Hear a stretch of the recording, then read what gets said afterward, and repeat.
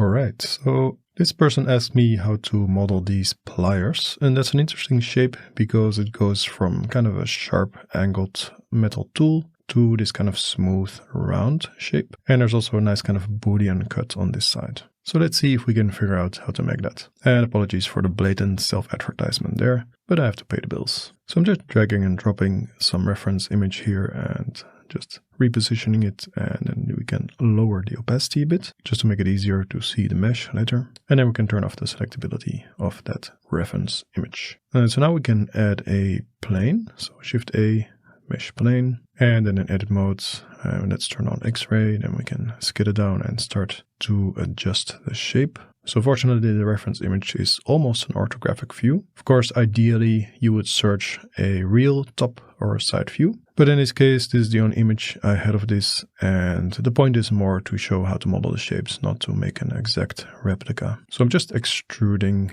and adjusting vertices. And the lower the vertex count, the faster it goes and the easier it is to adjust everything. So I always recommend just working from simple shapes to more advanced. Don't start with too much geometry. And we can just extrude this all the way over here and then Ctrl R and scroll the mouse wheel up to add some more loops. So that's the basic shape, and then we can add a subdiv modifier. So press Ctrl 2 to add 2 levels of subdivision. And let's Ctrl R and add a few more loops in these places where we need to have sharper corners. By disabling the modifier in edit mode, it's easier to add loops and then check in object mode what we get. And here I'm just adjusting these corners here.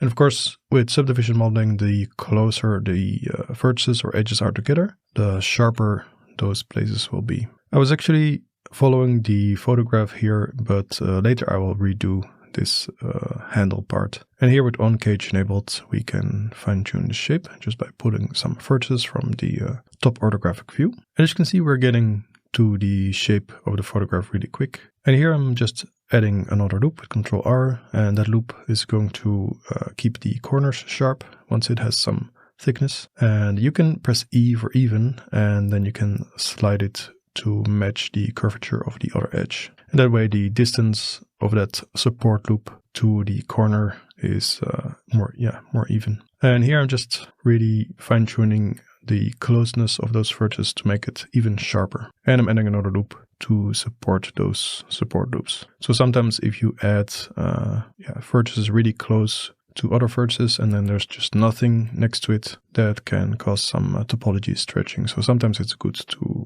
add a bit more geometry next to it. And here I'm also just adding a bit more geometry. And I'm adding a loop in the middle here to make the distribution of the geometry a bit more even. And here I'm just sort of fine-tuning. You can slide vertices with double G, so press G twice. Then you can slide vertices along the edges that are there. And just making some small adjustments. I think there's probably not enough geometry here, so we can select this loop, Ctrl B to bevel. And then we can set it to % to get a more organic distribution of those new edges. And then we can just select vertices and fine tune them. And it's important to check the subdivision result in object mode so that you can see if you need to tweak it some more. So I'm just making a lot of fine adjustments. So this is the shape so far. And I'm just going to add a solidify modifier, although I could have also just extruded that. And then we can just apply that solidify modifier with Ctrl A. And as you can see, we need to add a little bit more geometry, otherwise it will come very smooth. So you can just add a loop in the middle with Ctrl R and then Ctrl B to bevel it, and scroll the mouse wheel up if you want to add another loop in the middle. And then we can shade it smooth. So that's the basic shape. And just having a quick look at the reference image. So as you can see, there's kind of a crease also in the middle of the thick part. So there's this edge loop in the middle. So let me just remove those support loops and select this one and Alt-S to scale it up. That gives it a bit more thickness in the middle. So it has thickness in the middle and it also has a sharper ridge. So it has a few supporting edge loops in the middle as well. So let me just undo that and just deselect a few of these loops here. So I'm just holding Shift and clicking them so to deselect them, and then we can scale it up again. We also need to deselect some stuff at the end there, and then Alt-S to scale it up. That creates some thickness, and we can try using proportional editing for that, but it's probably not a good idea. So best to turn that off. And so Alt-S to scale it up. Alt-S scales along normal, so it's a little bit different than just scaling with S. And then just manually scaling up these final vertices there so that it kind of tapers off that middle thickness there, and even a little bit of thickness there at the end maybe, so very subtle. And then we need to have a look and see what the shape is so far. And let's check the reference one more time. And yeah, it has this nice tapering from sharp edges to like really round. So the handle where you're holding it with your hand really needs to be perfectly round. So let me just go to X-ray view and just delete those vertices. And then just redo this part because I already added that kind of curvature, but that's not really ideal. And yeah, let's see what happens if we use grid fill. And grid fill sometimes immediately gives a good result, but if it doesn't, you can always just select the opposite edges and then do it again, and then it will fill it more perfectly. And with loop tools flatten, we can make it flat and then rotate it a bit. And let's move that a bit and add some loops again to it with Control and R. So now you can see that handle is just kind of square all the way until the end there. And if we select that middle edge loop, we can add some more loops that control the sharpness of the corners. So Control B and then move the mouse, and let's have a look. So it really has this sharp crease in the middle as well where it kind of tapers. So let's just manually with Control R add those loops of the corners there. So Control R and move it, and then we can select that middle loop here with Alt left click and just bevel that with Control B.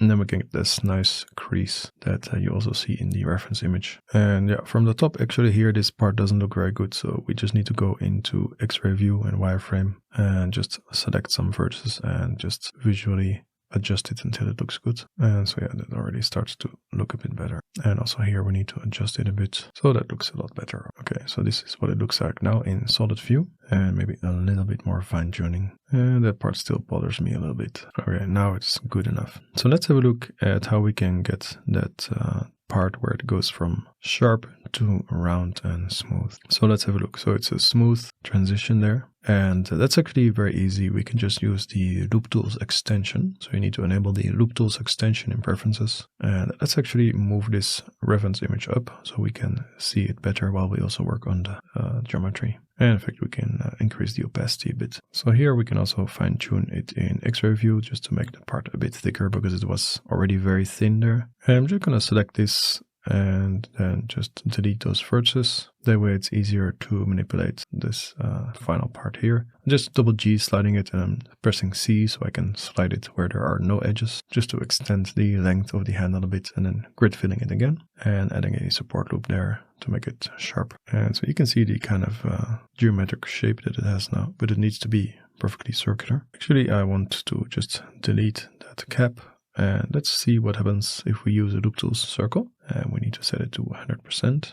As you can see now, it's made that part perfectly circular. And then we can grid fill it again. And let's press I to inset. And then just scale down the inset. And we just continue using the Loop Tools extension with the circle tool. And let's add a loop there to make that corner sharp. And then we just go down the handle and do all the parts that need to become circular. I'm just pressing Shift R here to repeat the last command all the way until there where it needs to transition from round to sharp. And there we can start to fine tune it. So just Alt and left click on a loop and use the Loop Tools command and then just reduce the amount of circular influence. And this might take a little bit of experimentation. You might need to go back and undo a few times and until it looks good. One thing you can do is you can open another window and turn off overlays. And then it looks like you're in object mode even when you're in edit mode. And then if we use a matte cap, we can have a look at what it looks like with some shading, especially if we turn on cage on the subdiv modifier. And then we can really start fine tuning this transition from sharp to circular. So as you can see, that works quite well, but we might have to redo it and spread out the transition a bit more because now it's quite sudden, I think. So I'm just going to undo that a few times and let's try again. So let's start with 80%, something like that. And actually, let me just undo that a few more times. And let's split it up into 5 different sections. So it starts with 100% and then 80%. and then 60%, 40, and so on. So here this one is 80%-ish, doesn't have to be perfectly 80. And we just reduce it by 20% each time. So this one will be 60, so 60%. And then this one, loop tool circle, we set it to 40%, so something like this. And then this one, we can set it to 20%, something like that. And then we get a very nice transition from sharp to circular, as you can see. So that might seem like the difficult part of this model, but actually I would say that's the easy part. So we can close that window again and continue working on this. Let's actually add the matcap here as well. And let's quickly erase that annotation. So before we add those bits at the end, let's duplicate this and hide the original. And then we can flip this one around with R180 and enter. So R180 on the numpad and enter. And just move it a bit on the y-axis. And I'm just going to add a cube that we can use as a cutter object. And I'm just holding shift and selecting the original and then control and minus on the numpad. And then we can use this cube as a cutter object. So I'm just rotating it on the local y-axis and then moving it up on the z-axis. Adding a loop so I can create a kind of more curve shape. And let's add a couple more loops and move those down and slowly create this kind of curve shape on the cutter object. And as you can see, I'm only worrying about this part where you have this final part of the cutter, not all the way to the front of the tool, because we can do that manually later. And I just need to fine tune until where the cutter is. So let's try to line them up a bit here with the reference. And you can see that actually we need to move the cutter back quite a bit on the x-axis. And actually that makes it look nicer as well. Makes it look more, circular there. The only problem is here, these loops, they are kind of at an angle, and I want them to be more, in line with the cylinder shape of the handle. So I'm just going to rotate them from the top view a little bit, and by using the even command, so E for even, we can kind of easily tweak the other loops as well without having to rotate them. So I only rotated one, and then the other ones I'm adjusting by pressing E. And if they are not conforming to the right side, just press F for flip. This one also E to get even, and this one also. And you will see that that makes the Boolean cleanup a lot easier. This one I'm just rotating subtly. So yeah, that's the correct sort of Boolean cut there. And some small tweaks to rotate it a bit. And we can also kind of adjust the cutter position if we want. So I think it can be a bit more circular here. So let's maybe adjust that a bit. We can still use the loop tools command and make some parts a bit more circular if we want. I can also adjust the position of the cutter.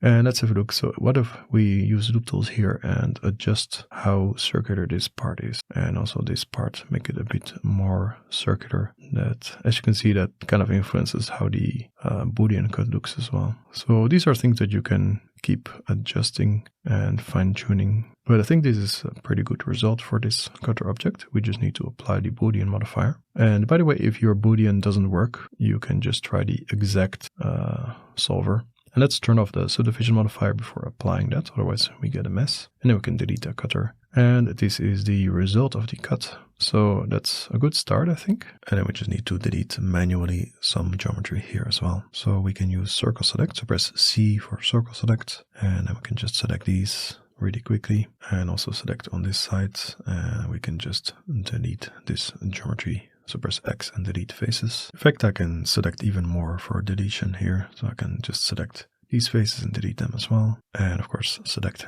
and delete that one. And then we can start cleaning things up. So if we just enable auto merge, then we can start double G sliding things and just merging them, just to clean up this Boolean mess and to simplify things. So this one we can slide toward that loop. Here we can also slide that towards that one, and you can see they get merged automatically. So this geometry is not bad for a Boolean cut, I think. It's very easy to quickly clean it up. So just double G and slide and merge, and we're getting some triangles, but that's easy enough to solve later. And this one we can slide over there, and then we can just go to edge selection mode and press F a few times with the F2 extension enabled, of course, which is really essential. You should definitely have that one enabled. And then we can add a loop. And let's select these loops. And to keep that corner sharp, we have to bevel it. So let's press Ctrl B and scroll up so we can get 3 loops. You need 3 loops to get a sharp corner. You don't really need more, but you definitely don't want to have less. And that's shaded smooth, because sometimes when you use a Boolean cut, the cutter object itself was set to shade flat. And so we need to make everything smooth. And let's merge these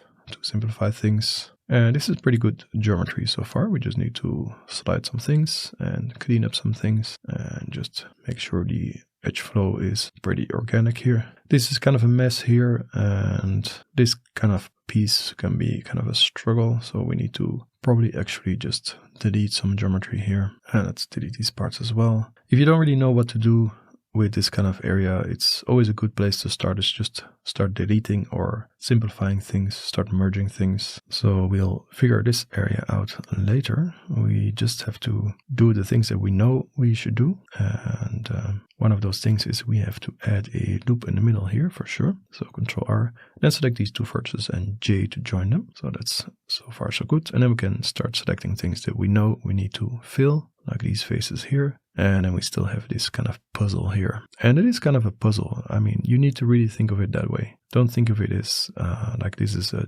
difficult like chore you have to do, or this is not like suffering. This is just like just playing with Blender almost. Like this is just a puzzle. Think of it like that. I don't know. It can actually be kind of fun to model something just for the sake of kind of just modeling. And here we definitely do need to keep that loop, but here where it terminates, it is too much. So we need to find a solution for that. Let's see, let's cut K with the knife tool, cut until there. Right click to release the knife tool so you can move around, and then let's merge these. So this is one way to do it, not a very good way, and I will end up probably redoing this.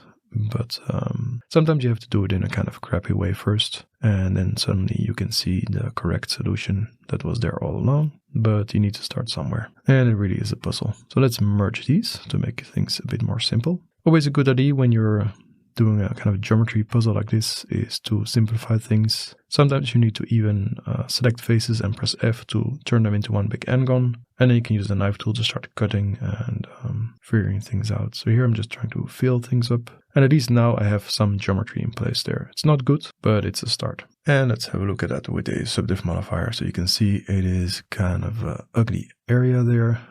We definitely need to do something. And one thing we can do is just select it and delete it. So I'm just holding Shift Control and selecting things that we need to delete. And let's turn off the subdiv modifier. In fact, let's select all this stuff and delete it also. And this one as well. And let's delete this one as well. And let's select these because we definitely need to make a face there. And we definitely need to have a loop in the middle. We definitely need to fill these. So we know that for sure.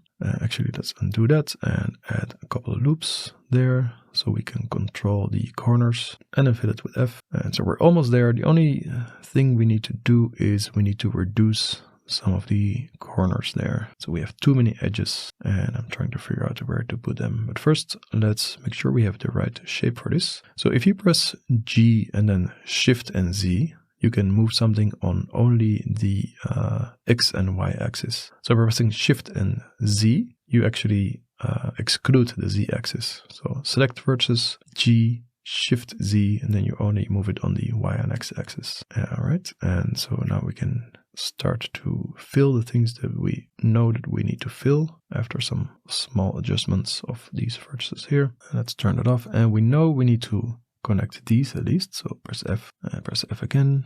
And now we can fine tune these vertices a bit. So just a lot of double G action. And there's still this corner, which is kind of a puzzle. And one thing we can do is we can select these faces and just press F to fill them. And let's see if we can do something similar on this side. Or we can just merge this by double G sliding it, and then we can merge these two faces with F to one face. And then we just have a hull with the 4 vertices, which is a lot easier to solve. It just means that we have to terminate that edge somehow. So here also let's double G slide this and then fill this hole with F. Okay, so now on both sides we have a loop which terminates in an n-gon. But it looks a lot better. So what we can do to solve that, and let's add another loop by the way to make this a bit sharper, and that looks much nicer. So let's find a solution for this edge, and what we can do now is we definitely need it in this part here. So we just need to select a part of it. And by the way, here there's some weird stuff going on, so I'm just gonna see if I can solve that. Let's see if we can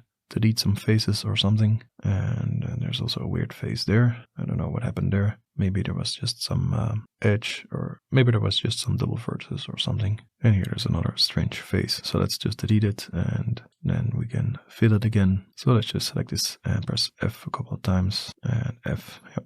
And then we have a triangle there, but that's okay. So let's select this edge loop, but not all the way around, just until like here, where there is this triangle. And then we're gonna double G and slide it so that we merge it. That way we simplify things. So let's make sure auto merge is enabled. And then here we can start to merge some faces together. So select them and press F. And then we can select these two vertices and press J to join them. And then here we get a quad actually. So we've reduced the amount of edges, and we've also gotten rid of that triangle there. So let's do the same thing on this side. So first we select the edge that we don't want. So just hold Shift and select all the parts that you don't want. And we can double G and slide it until it merges. And then here we can select these faces and press F to fill them. And then we can select these vertices and press J. And then we get a quad and reduced amount of edges. And that's looking pretty good already. So let's quickly save it. So yeah, maybe here in the corner we can fine tune this a bit. It's looking a bit gnarly. So let's go to X-ray view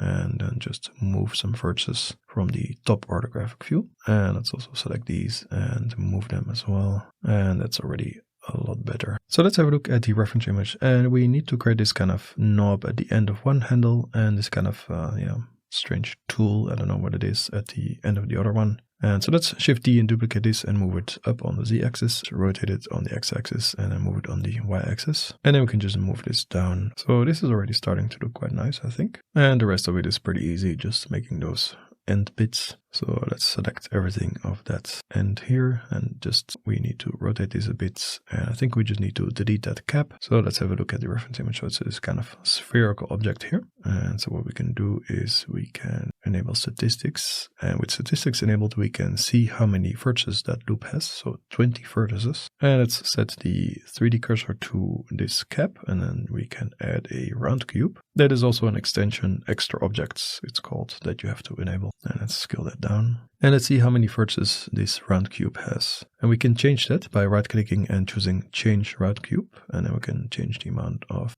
arcs, it's called, until we get 20 vertices. So now we have 20 vertices. And so now what we can do is we can select one loop here, press V to rip it, and then hover over this part and press L to select it and delete it. So now we have this knob geometry. And let's select this cap and delete it. And then we need to select both parts and press Ctrl J to join them. And then we can make a bridge. And let's shade that smooth. So that's already quite close to the reference image. We just maybe have to select some vertices here and just stretch them out with proportional editing. So G and then X for the local X-axis. Then you can scroll the mouse wheel up or down if you need to adjust the shape. So that is that knob part. And next, let's do this kind of crab hand part here. And let's also select these vertices and set the 3D cursor there, and then delete the cap. And let's add a cylinder.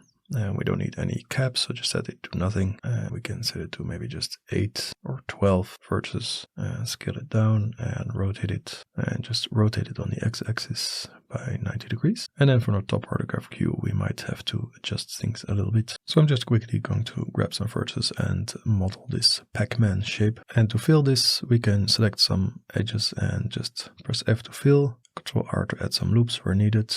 And we can slide this vertex, and then we can adjust the geometry a bit and fill this. And here we can merge these vertices. And let's fill this with a triangle, that's fine. And same here. We're actually going to increase the resolution with one level of subdivision here, so it doesn't really matter if there are triangles or n-gons. And I was trying to symmetrize it here, but apparently the rotation was not applied, so I couldn't really figure out which direction to use for the symmetrize function. So in the end, I just ended up using a mirror modifier instead. So I'm just adding a loop here and then just ripping it so I can select this other half and delete it, and then adding a mirror modifier and setting it to the right axis. And this is when I figured out that I had the rotation not applied. So this symmetrized it, and then I can apply the mirror modifier. And let's have a look at it from the top orthographic view. So let's rotate it, and then there's also this kind of taper to the shape. But first let's rotate it a bit. So let's select this and then set the cursor to the selection, and then set transform pivot point to 3D cursor. and then we can rotate it from that point. And then we can symmetrize this, and let's rotate it to align it to the handle part. And we might have to scale it up a bit. So now how do we merge these parts together? First of all, let's add a level of subdivision, and then let's select the sharp edges, so these parts, and just hold Shift and Alt and left click on them. So everything that you want to keep sharp, and then press Shift E and 1 on the numpad, and then we can apply the modifier and we get this. Let's shade it smooth, and let's isolate it by pressing forward slash, and then we can select some of these faces here, and we can make this part circular with loop tool circle, and just make sure to set it to 100%. But as you can see, it's not really circular, and that's because the scale is not uniform. So Control A, apply scale, and let's try that again. Loop tool circle, and then delete those faces, and let's move this loop back and just make some space so that we can bridge the area between those two different parts. And in fact, we can probably just dissolve that edge loop to make it a bit more simple. So just Control and X to dissolve it, and then we can move this part. And actually, let's set the transform pivot point back to median to make rotating a bit more easy, and just move it back with double G. And let's see, we don't have enough geometry to really merge them. So if you do loop tools bridge now, you get this kind of result with a lot of triangles. And it's not too bad, but let's see if we can do better than this. So undo. And let's see if we can add a bit more geometry. So with the knife tool, just press K for the knife tool and then just start cutting. And this way you can create a bit more geometry, and right click to release the knife tool, and then you can left click again to create more cuts on the other side like that, and then press enter. And let's see, loop tools circle to make it circular again. And now we still don't have enough geometry, so we need to cut a bit more with the knife tool. So just create this kind of shape and right click, and then do the same thing on the other side. So left click with the knife tool to create this kind of redirect shape. And now we should have 20 vertices, so just like there, and then we can bridge it. But for some reason the bridge result is not good. I'm not really sure why. So I'm just going to have to maybe do it manually. So let's make sure this is circular, and let's make sure that things line up correctly. So as you can see, it doesn't really line up very good. Let's hover over this part and press L to select all, and then just kind of adjust its position carefully. And let's just try the bridge tool one more time, but it really doesn't work very well for some reason. So let's just select edges, press F, and then we can press F a few more times to fill all those other faces. And one more thing I would like to do is just select everything in X-ray view. Just select that whole end part there, and then press I for inset, and then press O for outset. And you'll have to move the mouse a bit, but after a while you get this nice protective loop cut around that part. And in fact, we can reduce some of that geometry, and that looks a lot better already. And we can slide this to make it a bit less sharp. And finally, we can tweak some individual vertices because those were kind of pointing out in a weird way. And same at the bottom here. Yeah, and that looks pretty nice. And we can add another round cube here for that, that bold part, and shade it smooth, and then just scale it down. And I'm not really sure how to place this part. It looks a bit illogical, but let's just place it here. Again, this video was not really about making the perfect recreation of this tool. If I wanted to do that, I would search for a bit more reference. It's more to show you how to do those transitions from sharp to smooth, and to have that kind of Boolean cut. So let's select this part in X-ray mode and just move it with proportional editing enabled. So yeah, something like this maybe. And I think that's more or less correct. And I think that's pretty much done. So yeah, I hope you enjoyed watching this. And if you want me to model something, please leave a comment. I can't promise that I'll model it. I'll just choose the thing that I find most interesting. But if you're going to leave a comment, maybe don't use a link, because YouTube tends to hide comments with links, so I won't see it. So just describe in detail where I can find a picture of that thing. Just describe it. Yeah, that's all. I hope you liked this video, and thank you for watching, and see you in the next one.